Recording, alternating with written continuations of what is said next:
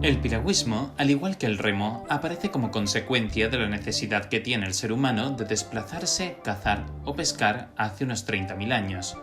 Para ello, utiliza todo aquello que pudiera flotar: troncos, juncos, pieles, etc. La primera evidencia que se encuentra referente al piragüismo fue el hallazgo de una canoa y una pala en la tumba de un rey sumerio en Ur, en el río Éufrates. Estos vestigios datan de hace 6.000 años. En Egipto se tiene constancia gracias a los jeroglíficos encontrados en las pirámides. Según estos, se utilizaban unas embarcaciones construidas con juncos, cuerdas y correas de cuero. En América podemos encontrar varios vestigios, uno de ellos en Chichén Itzá, película del Yucatán, en el que apareció un mural maya del siglo XII a.C. en el que aparecen canoas. En Guatemala aparecieron unos huesos con unos grabados que representaban canoas también. Aún hoy día podemos contemplar vestigios de estas embarcaciones en todo el centro y sur del continente americano. Un ejemplo de ellos son los caballitos de Totora en Perú. Ya en la Edad Media, en los escritos de Cristóbal Colón, podemos encontrar una de las primeras palabras indígenas que adoptó nuestra lengua, la canoa, y las define como embarcaciones hechas de una sola pieza, fabricadas con troncos vaciados con fuego y con los extremos afilados para cortar mejor el agua, con la que los indígenas se acercaban a las naves. El término canoa lo introducirá en su gramática castellana Elio Antonio de Nebrija y la definirá como embarcación sin cubierta. El origen más moderno de la canoa procede de Canadá, de ahí el nombre de canoa canadiense, y era utilizada como medio de vida para el transporte de mercancías, para pescar, cazar y conquistar territorios. Estas embarcaciones se construían con troncos, un armazón de huesos y cubiertas con cortezas de abedul y pieles de animales. Canadá fue colonizada por los británicos y muchos de los colonos, al volver a Europa, desarrollaron embarcaciones similares a las de los indígenas, pero más evolucionadas, a las que llamaron coracles o curraghs, utilizados con fines recreativos y turísticos. El kayak tiene su origen en los indios inuit, antes llamados esquimales.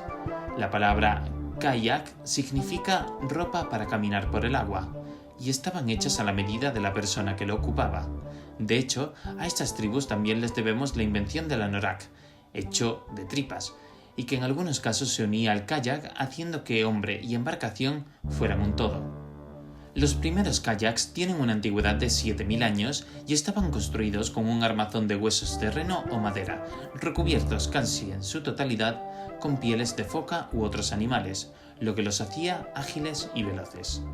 Los esquimales no sabían nadar y de poco les hubiese servido, puesto que la temperatura de las gélidas aguas en las que viven es de por sí mortal. Sin embargo, desarrollaron una técnica que en caso de vuelco les permitía volver a la posición de partida gracias a un movimiento de la pala y la coordinación de todo el cuerpo. Esta técnica se denomina esquimotaje y es muy utilizada en varias modalidades del piragüismo. El origen del kayak moderno y por ende del piragüismo como deporte se remonta a 1865, cuando John MacGregor diseña, construye y navega a bordo de un kayak de tipo esquimal con un armazón de madera recubierto de una lona impermeable y totalmente cubierto, a excepción de un pequeño agujero. Esta embarcación es bautizada con el nombre de Rob Roy y con él navega sobre las aguas de numerosos ríos y lagos de Europa, como el Mar Rojo, el Canal de Suez o los ríos Jordán o Nilo, lo que sin duda hará que se popularice este deporte allá donde iba.